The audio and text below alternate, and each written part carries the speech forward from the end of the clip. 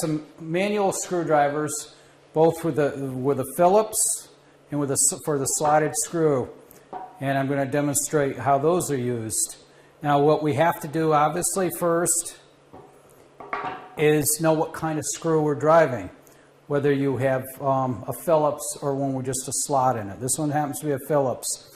Now one of the more important things is to choose the right size screwdriver for the Phillips. For instance, if we use this very small Phillips in here, it doesn't quite fill up, it's much more likely to slip out and ruin the screw.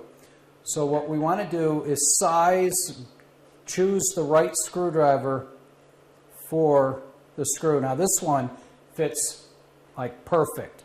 So this is the one we'd want to use with this particular screw. Actually, it holds on there just like that. That's how good a fit we have.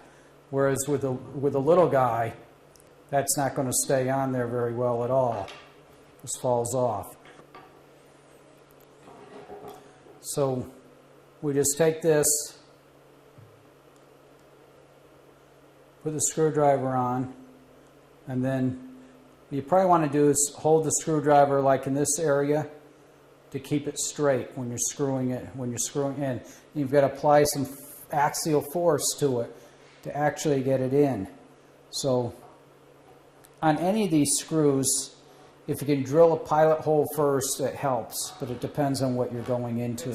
If it skips out of the head, pops out of the head, and starts breaking metal off here, it'd be wisest to back it off, throw the screw out, and start with a new screw. Now another little trick you might have if you have trouble driving it in is put a little soap on here, liquid soap, on the threads first, and they'll drive down much easier.